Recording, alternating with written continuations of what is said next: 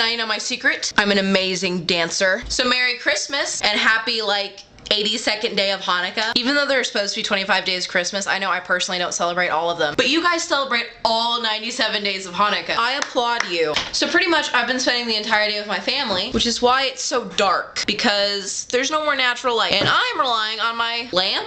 Let's call it a lamp. And it has 0 light.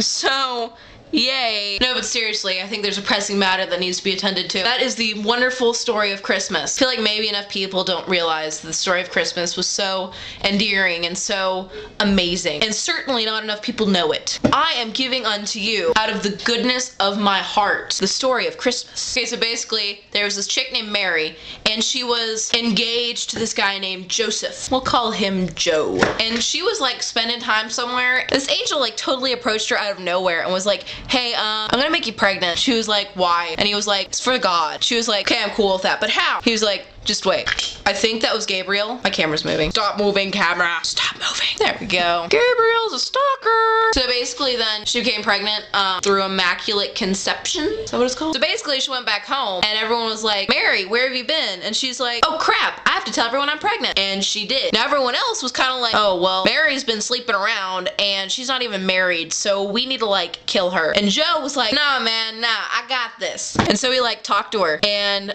she was like, I don't know, Joe, it's just God was like, and he sent an angel, and I think his name was Michael, and now I'm pregnant. Cool, babe, cool, I got this. Because Joseph is awesome. Stuff happened, I think, and then she was pregnant for 9 months. And then when she's supposed to have her baby, she was like, okay, let's go on a donkey. That didn't happen, did it? Maybe? I think. Then they rode into town on a donkey, into Bethlehem.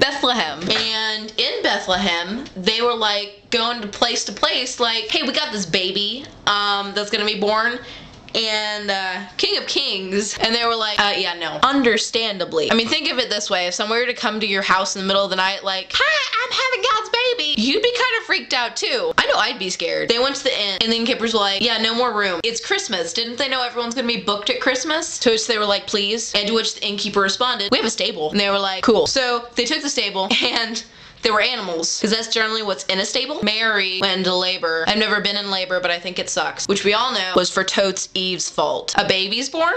So that happened. Oh, when the baby was born in a manger, which I really don't know what a manger is. I really don't know what a manger is. I think it's where they keep hay, maybe. So he was born in a manger, and he didn't cry, which actually I don't think is that miraculous. There was something with a star and some guys. I think they were magicians. Oh my goodness, that's amazing. Oh, wait, were the 3 wise men sent by a guy? Obviously they were sent by a guy. King guy heard, gonna be King of Kings. He's like, oh crap, I'm King of Kings. Not gonna happen. So he sent these 3 guys that were magicians. Maybe they're astronomers. They all had the same dream, that they shouldn't tell him when they found the baby, and so they did not.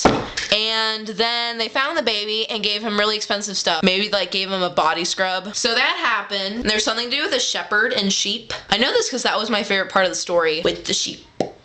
Then he died and was painted by Da Vinci in The Last Supper. Obviously there was some stuff in between that happening, but I don't know all that. Come on guys, I'm Episcopalian. It's not like they required me to read the Bible. Because they didn't. That's the story of Christmas, or at least parts of it. I hope it was both gripping and entertaining, and I hope it served its educational purpose.